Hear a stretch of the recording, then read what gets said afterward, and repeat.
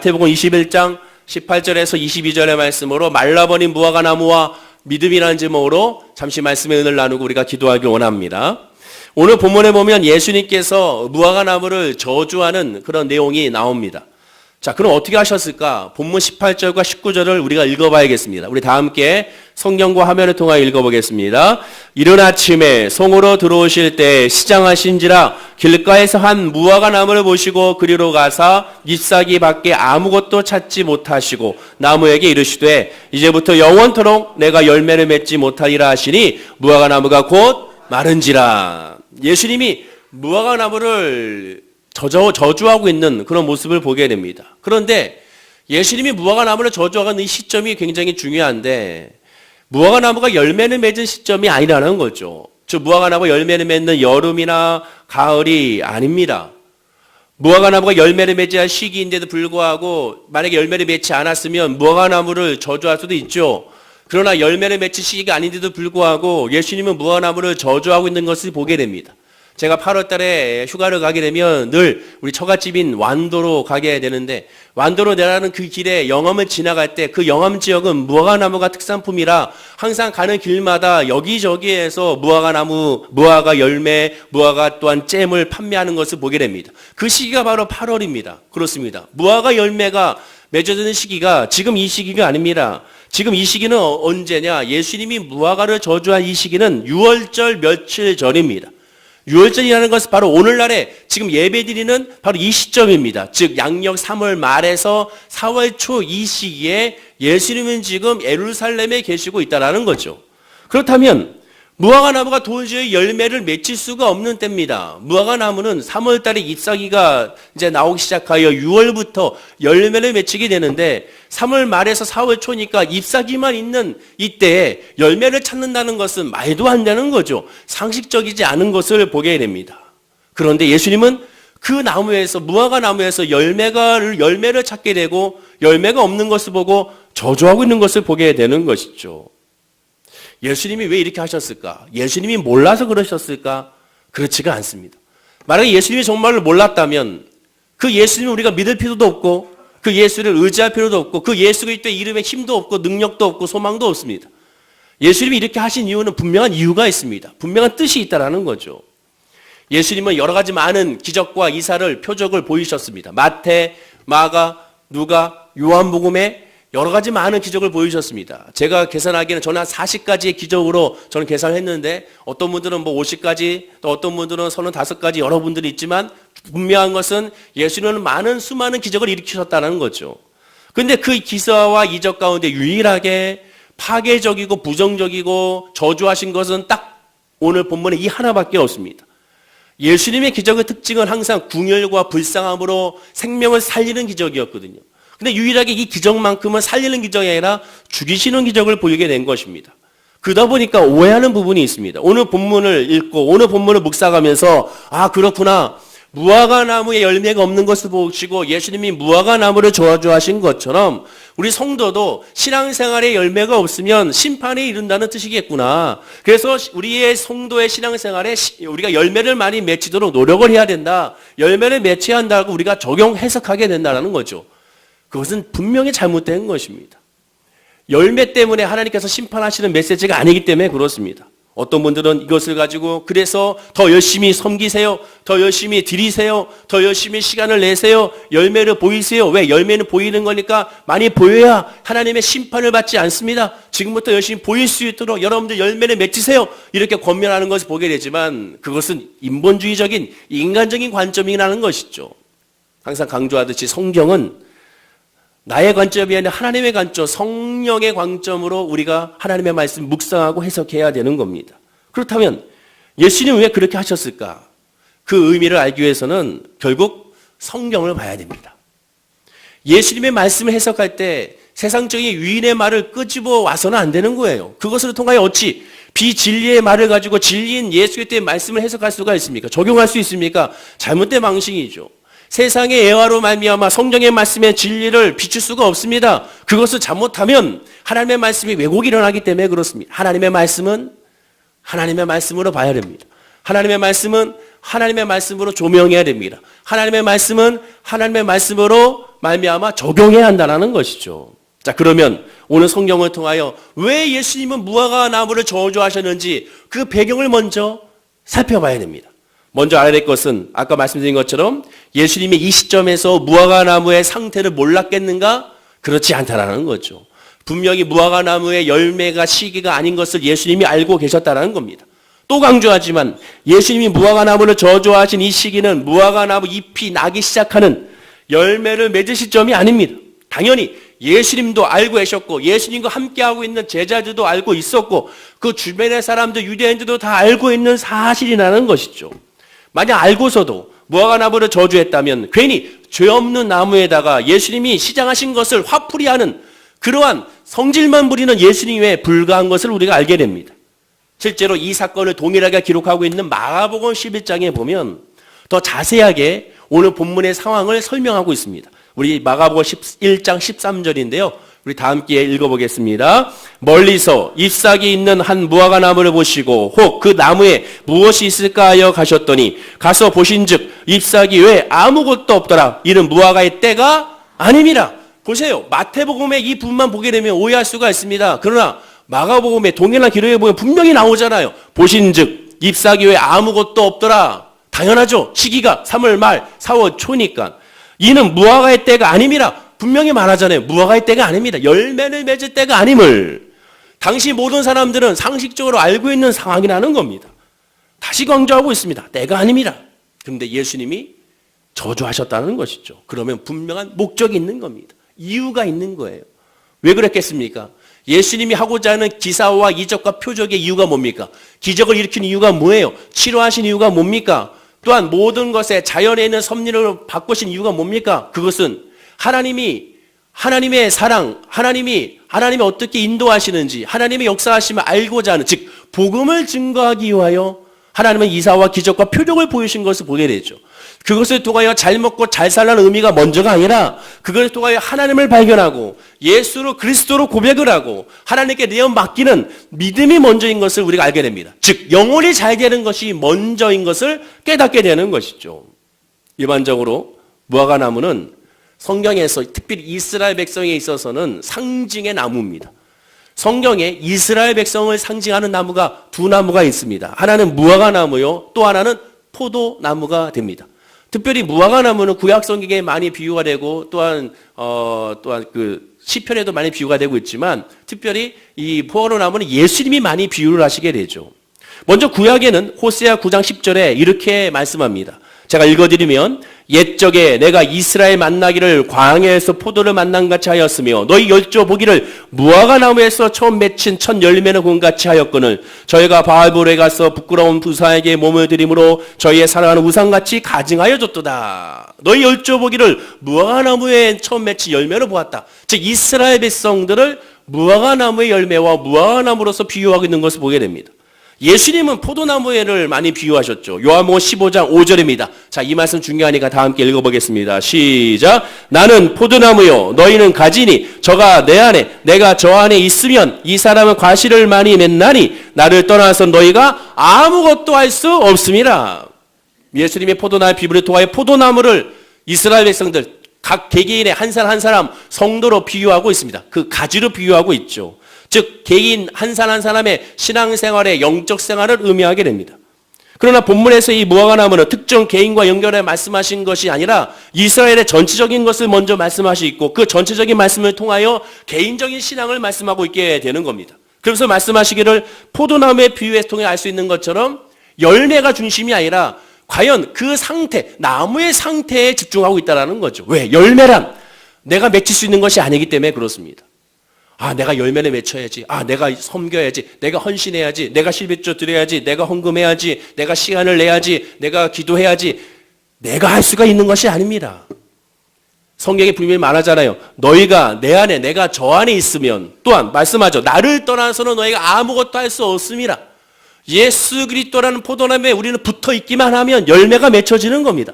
내가 해야지 그것이 교만이요. 내가 해야지 그것이 나중에는 그것으로 말미암아 좌절하게 되고 그것으로 말미암아 무너지게 되는 겁니다. 즉 내가 이렇게 열심히 예배했는데 내가 열심히 드렸는데 내가 열심히 기도했는데 왜 안 됩니까? 이런 말이 나오게 되는 거죠. 왜 그렇습니까? 내가 한다고 생각하기 때문에 그렇게 되는 겁니다. 다시 강조하지만 내가 할 수 있는 것은 아무것도 아니에요.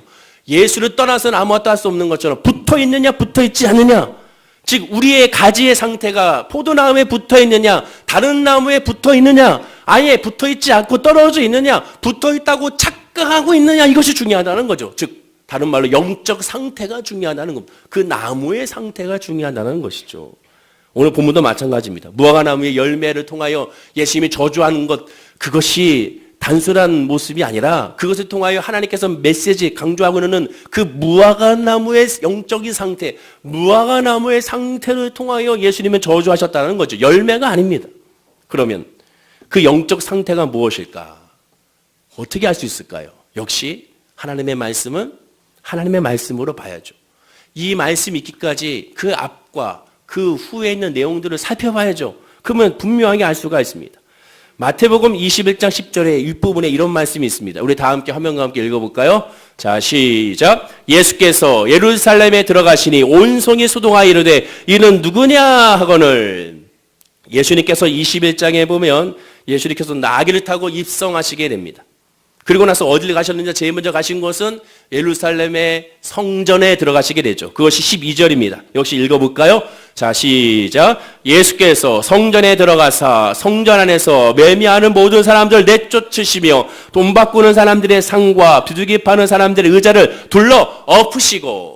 오늘 무화과나무를 저주하는 본문이 있기 앞에 부분입니다. 앞에 부분에 예수님께서는 성전에 들어가시자마자 성전에서 매매하는 모든 사람들 쫓아내고 돈 바꾸는 사람, 환전상들, 또한 비둘기 파는 사람, 또한 양을 파는 사람, 소를 파는 사람, 이런 모든 사람들을 다 쫓아내시고 상을 둘러 엎으셨습니다. 채찍을 통하여 사진과 같이 예수님은 다 엎으시고 그들을 내쫓게 되는 것을 보게 되는 것이죠. 자, 그러면 내쫓게 된 이유가 무엇입니까? 왜 내쫓았습니까? 그 이유가 13절에 나오죠. 우리 13절 말씀을 읽어보겠습니다. 시작. 그들에게 이르시되 기록된 바 내 집은 기도하는 집이라 일컬음을 받으리라 하였거늘 너희는 강도의 소굴을 만드는도다 하시도다.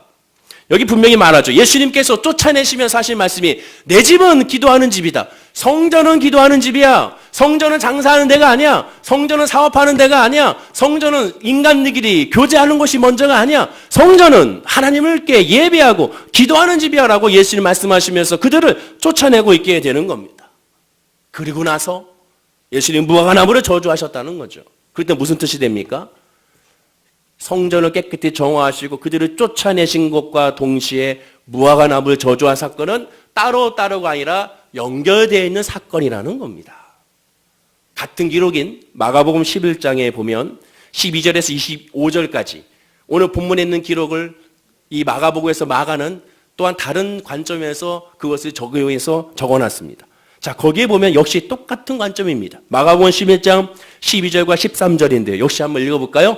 자, 시작. 이튿날 그들이 베다니에서 나왔을 때 예수께서 시장하신지라 멀리서 잎사귀 있는 한 무화과나무를 보시고 혹 그 나무에 무엇이 있을까 하여 가셨더니 가서 보신즉 잎사귀 외에 아무것도 없더라. 이는 무화과일 때가 아님이라.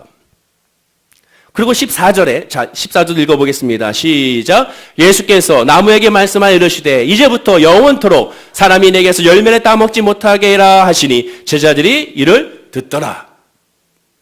예수님께서 그 무화과나무에 가서 보셨지만 무엇이 있을까 봤더니 아무것도 없고 그러면 저주하고 있습니다. 그리고 나서 이제 15절입니다. 자, 15절입니다. 시작. 그들이 예루살렘에 가니라. 예수께서 성전에 들어가사 성전 안에서 매매하는 자를 내쫓으시며 돈 바꾸는 자들의 상과 비둘기 파는 자들의 의자를 둘러 엎으시며. 예수님은 예루살렘 성전 청소리 후에 성전으로 들어가시는 날 아침에 나무를 저주하셨고 성전에 들어가서 청소하신 후에 저물매 성 밖으로 다시 나가셨습니다. 그리고 다음날 아침이 되었습니다. 그 다음날 아침에 마가복음 11장 20절과 21절에 이렇게 나타납니다. 우리 역시 읽어보겠습니다. 시작. 그들이 아침에 지나갈 때 무화과나무가 뿌리채 마른 것을 보고 베드로가 생각이 나서 여짜오되 라삐어 보소서 저주하신 무화과나무가 말랐나이다. 베드로는 그 나무 앞을 지나갈 때 베드로가 뿌리부터 마른 것을 보고 왜 저주했는지 예수님께 질문하고 있습니다. 즉 무화과나무의 이 사건은 단순하게 일회성의 사건이 아니라 하루에 일어난 사건이 아니라 이틀에 걸쳐서 일어난 사건입니다.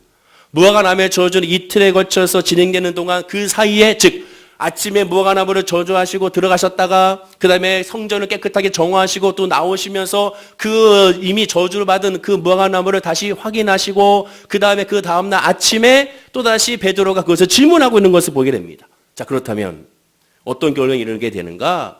무화과나무 이 저주의 사건은 아까 말씀드린 것처럼 독립된 별개의 사건이 아니라 성전을 깨끗이 정화하는 이 사건과 연결하여 해석해야 정확하게 하나님의 말씀의 의도를 알 수가 있다는 겁니다. 성전을 청소한 사건의 의미를 더 구체적으로 나타내기 위하여 일부러 무화과나무를 저주하시면서 제자들에게 가르치고자 하는 의미가 있음을 알게 되는 겁니다. 그래서 예수님은 대답하시는 것이 마태복음 21장 13절에 내 집은 기도하는 집이라 라고 하시면서 성전을 청소하신 후에 말씀하신 것을 우리는 주목해야 한다는 것이죠. 그러면 그 다음에 무슨 말씀을 하셨는가? 마태복음에는 자세한 기록이 나와 있지 않지만 동일한 기록인 마가복음 11장에는 내 집은 기도하는 집이라 라고 말씀하신 마태복음 이후에 예수님께서 뭐라고 말씀하신지가 자세하게 기록이 되어 있습니다. 그리고 마가복음 11장에서는 베드로의 질문에 대한 자세한 답도 예수님은 기록되어 있습니다. 그럼 그것이 무엇인가? 마가복음 11장 22절과 24절입니다. 자, 역시 읽어볼까요? 자, 시작. 예수께서 그들에게 대답하여 이르시되 하나님을 믿으라. 내가 진실로 너에게 이르노니 누구든지 이 산도로 들리어 바다에 던져지라 하며 그 말하는 것이 이루어질 줄 믿고 마음에 의심하지 아니하면 그대로 되리라. 그러므로 내가 너에게 말하노니 무엇이든지 기도하고 구하는 것은 받은 줄로 믿으라. 그러면 너에게 그대로 되리라. 자, 좀 복잡하죠? 정리하면 마태복음에서는 무화과나무를 저주한 후에 내 집은 기도하는 집이라고 예수님은 말씀하셨습니다. 이 마가복음에서는 무화과나무를 저주하신 후에 하나님을 믿으라라고 말씀하시고 동시에 무엇이든지 기도하고 구하는 것은 받은 줄로 믿으라고 말씀하셨습니다. 자, 그러면 어떻게 됩니까? 믿음의 바탕을 둔 능력 있는 기도, 또 하나님과의 관계에 있는 예배와 기도의 말씀을 나누기 위하여 그 말씀을 가르치기 위하여 무화과나무 사건의 기적을 통하여 표적을 통하여 이 제자들에게 전달하고 있는 것을 보게 되는 겁니다. 예수님께서 무화과나무를 보시면서 무엇이 있을 까 다가가신 것처럼 예수님께서 예루살렘 성전에 가셔서 그곳에 기도하는 사람, 하나님을 바라보는 사람, 하나님을 예배하는 사람이 있는지 없는지를 가서 보셨지만 기도하고 예배하는 사람은 한 사람도 없고 그곳에서 장사하는 사람, 이익을 추구하는 사람, 하나님을 의지하고 하나님을 바라보는 사람은 한 사람도 없는 것을 보시는 그것을 통하여 안타깝게 여기시면서 무화과나무를 통하여 저주하심으로 그것을 증거하고 상징적으로 그들에게 가르치고 있는 것을 알게 되는 겁니다. 즉 성도가 신앙생활의 열매를 제대로 맺지 못하면 하나님의 심판을 받는다는 의미가 먼저가 아니라 영적인 상태에서 하나님을 의지하고 하나님을 바라보지 않으면 결국에는 메말라 있는 상태로 저주와 심판이 일 수밖에 없음을 말씀해주고 있게 되는 겁니다. 왜? 열매는 다시 강조하지만 내가 할 수 있는 것이 아니기 때문에 그렇습니다. 오늘 본문을 보십시오. 예수님은 예루살렘 입성 첫날에 성전에 가셨습니다.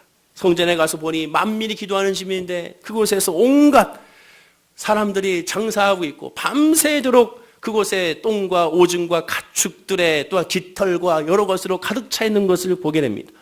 거기서 하나님을 예배하고 기도하는 모습을 찾아볼 수 없습니다. 안에 예배하고 기도하는 사람들조차도 외식적이고 형식적인 예배와 기도만 가득 차 있는 것을 보게 됩니다. 그래서 예수님은 호세아 선지자의 말씀을 인용하시면서 그것에 대한 상황을 전하게 된 거죠.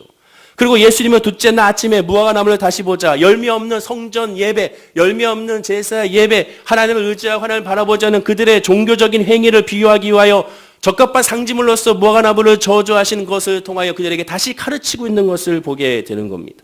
그러고 나서 그것을 풀어서 설명하고 있죠. 즉 무엇입니까? 믿음이 없는, 하나님과의 관계가 없는 예배, 하나님과 관계가 없는 기도, 하나님과 관계가 없는 아무것도 없는 그러한 종교적인 행사는 의미가 없다라는 겁니다. 즉 우리가 하나님을 예배하고 하나님께 기도하고 하나님 간구한다 하더라도 그 중심이 무엇인지를 정확히 알라라는 것이죠. 당시 유대의 각 지방에서 이방 나라에 흩어져 있던 모든 유대인들은 예루살렘 성전에 와서 예배를 드려야 했습니다. 예배를 드리려면 짐승을 가지고 와야 되죠. 또 헌금을 가지고 와야 되잖아요. 그러다 보니까 멀리서 와서 그 모든 예배 준비를 하다 보니까 당연히 준비할 수 있는 상황이 안 됩니다. 그래서 환전상이 필요하고 동물을 사야 될 그러한 상인도 필요하게 되죠. 근데 그것이 잘못된 것은 아닙니다. 문제는 뭡니까? 그 사람들이 어디에 있습니까? 하나님의 성전에 있는 것이 문제입니다. 그럼 왜 그들이 하나님의 성전에 있습니까? 종교 지도자들이 그들만 허락하고 이들에서 사지 아니하면, 이들에서 환전하지 아니하면 하나님의 예배를 받지 않은 겁니다. 당연히 하나님께 예배하는 것은 신령과 진정으로 준비해서 예배 드려야 되는 것이고 누구든지 할 수 있는 것인데, 종교 지도자들이 허락한 사람들의 하나여 그 모든 것들을 다 행하고 있는 것을 보게 됩니다. 거기에는 믿음도 없고, 거기에는 구인함도 없고, 거기에는 하나님의 마음도 없고, 거기에 오직 인간의 이익과 인간의 유익만 가득 차 있는 것을 보게 되는 것이죠. 그리고 이 모든 걸 행하기 위해서는 대제사장의 허락이 있어야 한다고 성경은 말하게 됩니다. 예수님이 성전에 있는 장사치를 다 몰아내신 후에 성전에서 가르치시자 대제사장과 유대 종교 지도자들이 하나같이 찾아와서 예수님께 이렇게 말합니다. 마태복음 21장 23절인데요. 우리 다 함께 읽어볼까요? 자, 시작. 대제사장들과 백성의 장로들이 나와 가로되 내가 무슨 권세로 이런 일을 하느뇨? 또 누가 이 권세를 주었느뇨? 야, 네가 여기서 이 하고 있는 것이 누가 허락한 거야? 누가 허락한 거야? 누가 권세를 줬냐? 이렇게 지금 질문하고 있습니다. 왜? 자기들이 허락을 하지 않았거든요. 자기들로 말미암아 이루어지지 않았거든요. 그러니까 예수님께 비판하고 있는 것입니다. 당연히 그들의 예배와 그들의 기도와 그들의 말씀과 그들의 찬양은 하나님 중심이 아닌 인간 중심, 종교 지도자들의 중심, 어떤 이익 집단의 중심, 상인 중심의 그런 예배와 기도와 말씀밖에 이루어지지 않은 것을 보게 되는 겁니다. 예수님은 무화과나무의 저주를 통하여 바로 우리의 영적 상태가, 그들의 영적 상태가 이와 같다고 말씀하고 있게 되는 겁니다.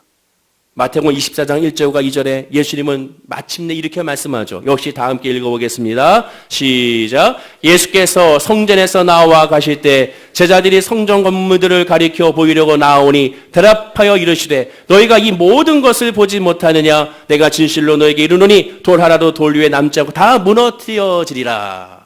그들의 잘못된 신앙, 잘못된 예배, 잘못된 기도에 대하여 무너뜨리고 다시 세우시겠다고 예수님을 말씀하고 있는 것을 보게 되는 겁니다.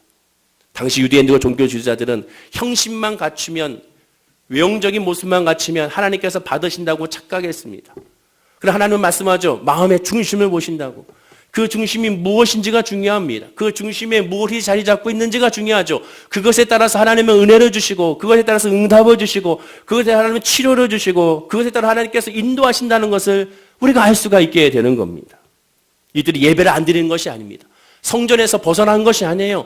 당연히 성전에 있어요. 정해진 시간 하나님을 예배합니다. 하루에 3번씩 기도하고 하루에 3번씩 하나님의 말씀을 묵상하며 항상 유월절을 지키고 이스라엘의 모든 5대 절기를 지키면서 5번의 제사를 정확하게 하나님께 올려드리고 있는 사람들입니다. 누가 보더라도 종교적인 열매로 보게 되면 흠이 없는 사람들입니다. 구제도 힘쓰는 사람들입니다. 그러나 하나님 보셨을 때는, 예수님 보셨을 때는 그들의 예배는 받지 않는다고 말씀하고 있는 겁니다.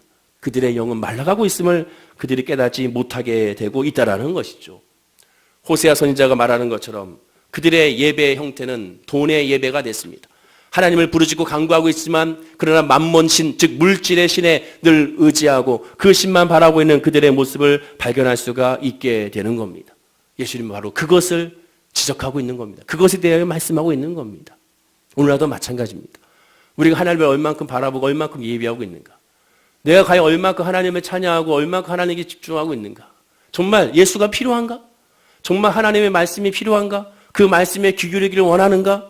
우리가 교회에서 하나님 앞에 엎드리는 것이 과연 목적이 무엇인가? 그것을 다시 한번 깨달아 알아야 되는 겁니다. 예배 드리고 있으니 괜찮다? 아니라는 것이죠. 예배 드리고 있다면 그 중심이 정말로 예수를 바라보느냐 바라보지 않느냐가 중요한 것입니다. 얼마큼 간절히 여호와를 찾느냐, 구하고 있느냐, 두드리고 있느냐, 그 마음의 중심이 하나님을 얼마나 애타게 구하고 간구하고 있느냐, 이것이 가장 중요하다는 것이죠. 제가 며칠 전에 회개한 것이 하나가 있는데 한 목사님을 통해서 이야기를 듣고 나서 회개하게 됐습니다. 그 원로 목사님들의 그런 강의의 모임이 있어요. 그래서 은퇴하신 원로 목사님들 한 4분 정도가 돌아가면서 기존에 있는 목회자들에게 강의를 하는 겁니다. 즉 목회에 대한 이야기, 목회에 대한 발전, 말씀에 대한 것들, 이 모든 것들을 그들의 모든 경력과 그들의 모든 노하우를 한마디로 그들의 질문 형식을 통하여 전수해 주게 되는 것이죠. 그러다 보니까 많은 사람들이 들 수 없고 한 30명 정도 되는 목회자들만 참석할 수 있습니다. 선착순으로 그것을 할 수가 있다고 하죠. 그러다 보니까 한번 간 사람은 또 가고 싶다 보니까 다른 목사님들이 잘 참여하지 못하게 되는 안타까움이 있습니다. 저도 한번 가보고 싶지만 성적순이 안 돼서 결국 못 가게 되고 다른 목사님을 통하여 그 이야기를 듣게 되죠. 즉 그곳에는 그 강의를 녹음해서 그 녹음한 내용을 가지고 듣게 됐습니다. 근데 거기서 질문 형식으로 하다 보니까 한 목사님이 이렇게 질문하는 겁니다. 목사님, 제가 질문할 것이 있습니다. 주변에 보면 참 나쁜 목사들이 있고 참 나쁜 교회들이 있는데 그 나쁜 목사와 나쁜 교회가 또 나쁜 성도들이 참 많은데도 불구하고 그곳은 참 부흥이 잘 됩니다. 그곳은 참 모든 것이 잘 열매가 맺히는 것 같습니다. 그곳은 참 하나님의 심판이 없는 것 같습니다. 너무 답답합니다. 그때 그 원로 목사님이 답이 너무나도 깨닫게 하는 말씀이었습니다. 우리가 늘 평상시에 전하고 있는 말씀이고 늘 평상시에 우리 알고 있는 말씀이지만 역시 우리는 인간의 모습이었다는 거죠. 뭐라고 말씀하셨는가? 벌써 그 질문 자체가 하나님의 관점이 아닌 인간의 관점이라는 거죠. 하나님은 우리를 보셨을 때 뭘 보십니까? 또 강조하지만 마음의 중심을 보죠. 여러분 마음의 중심, 이 시간에 예비해 드리고 있으나 그 마음에 정말 하나님에 대한 갈급한 심정으로 앉아있는지 아닌지 하나님은 다 아시는 겁니다. 그 말씀을 귀 기울이는지 아닌지 하나님은 다 알고 있는 것이죠. 하나님은 그것을 보시는 겁니다. 그것 때문에 그 사람이 은혜를 주시는 거죠. 그것 때문에 그 사람에게 복을 주시는 거죠. 다른 것 때문에 주는 것이 아닙니다. 하나님을 바라보냐 바라보지 않냐 그것 때문이라는 것이죠. 맞습니다. 그것이죠. 그 교회에 한 사람의 엎드려 기도하는 눈물로 기도하는 사람이 있다면 하나님은 그 사람 때문에 그 목사님과 그 교회에 복을 주신다는 겁니다. 단 한 사람만 있다면 성도가 10,000명이고 10만 명이고 100만 명이 하더라도 다 악하고 다 나빠요. 근데 그 중에 딱 한 사람이 눈물로 우리 교회를 위하여 기도하고 그 한 사람이 눈물로 우리 목사님을 위하여 기도하고 그 사람이 눈물로 성도를 위하여 기도하는 단 한 사람만 있어도 하나님은 그 한 사람 때문에 그 교회에 복을 주신다는 겁니다. 그것이 주님의 마음이라는 거죠. 아브라함도 그랬지 않았습니까? 모세에게를 통해서도 하나님 그렇게 말씀하셨잖아요. 사실상 예수 그리스도 즉 한 사람의 아담으로 말미암아 죄가 들어오고 한 사람의 두 번째 아담을 통하여 모든 죄가 청산된 예수 그리스도의 은혜로 말미암아 우리가 구원을 받는 것과 마찬가지로 다른 것은 보지 아니하고 그 한 사람의 진솔한 기도와 단 한 사람의 하나님을 의지하는 그 기도와 예배로 말미암아 복을 주셨다는 것을 다시 깨닫게 된다는 것이죠. 우리가 점검해야 될 건 무엇이냐? 여전히 우리가 바라볼 때 왜 저렇게 나쁜 짓 하는데 저렇게 예배하지 않는데 저렇게 기도하지 않는데 왜 하나님 복을 주십니까? 이 시점 자체가 하나님의 관점이 아닌 여전히 믿음 안에 있다 하면서도 목사라 하면서도 여전히 성령의 관점이 아닌 예수의 십자가의 관점이 아닌 여전은 인간의 관점으로 정죄의 관점으로 바라보고 있음을 깨닫게 되는 겁니다. 여전히 인과응보에서 벗어나지 않는 것이죠. 그러나 주님은 그렇게 바라보지 않는다는 겁니다. 우리가 점검해야 될 것은 무엇입니까? 과연 내 마음에 무엇이 자리 잡고 있냐가 중요합니다. 보십시오. 마가복음 같은 말씀에 마가복음 11장 22절에 예수님께서 뭐라고 말씀하십니까? 그 질문에 대한 답을 그 시작을 자, 다 함께 읽어볼까요? 시작. 예수께서 그들에게 대답하여 이르시되 하나님을 믿으라. 자, 아주 간결하지 않습니까? 답은 이미 정해졌어요. 하나님을 믿으라. 나 너무 아파요. 나 너무 힘들어요. 나 너무 외로워요. 나 너무 지쳤어요. 나 너무너무 아무것도 안 돼요. 다 마음사가 귀찮아요. 사람도 귀찮고 사업도 귀찮고 직장도 귀찮고 예배도 귀찮아요. 다 귀찮아요. 어떻게 될까요? 답은 이미 정해졌습니다. 하나님을 믿으라. 예수를 믿으라. 기도해라. 다른 것은 없습니다. 모든 정답은 예수고 모든 정답은 또한 그들 가는 길도 예수고 예수만이 예수님을 바라보는 것만이 예수님을 예배하는 것만이 예수님을 기도하는 것만이 예수를 부르짖는 것만이 우리에게 응답이고 우리에게 소망임을 기억하고 깨달아 알아야 될 줄로 믿습니다. 옆에 분에게 인사할까요? 여러분이 이렇게 축복하겠습니다. 예수밖에 없습니다. 인사하겠습니다. 그 예수 그리스도를 믿으면 예수 그리스도를 바라보면 기도하게 된다는 거예요. 어떤 기도? 능력의 기도를 한다는 겁니다. 지금 예수님은 그 말씀을 하고 있는 거예요. 그것이 없기에 능력의 기도가 없는 거고 그것이 없기에 맡기는 기도가 없는 거고 그것이 없기에 여전히 하나님을 바라본다 하면서도 인간의 관점으로 인간의 안경으로 바라보는 것이죠. 이제 안경 넘어 하나님의 믿음으로 하나님의 역사를 바라봐야 되는 겁니다. 정말로 예수의 눈으로 예수의 심장을 가지고 성령으로 말미암아 바라볼 수 있는 시선이 우리에게 돼야 된다는 것이죠. 그리고 이 믿음이 있으면 얼마든지 능력 있는 기도가 되고 감사가 나타나게 되고 찬양이 나타나게 되고 소망이 나타나게 되고 기쁨이 나타냄을 성경 우리에게 말씀해주고 있음을 깨달아야 되는 겁니다.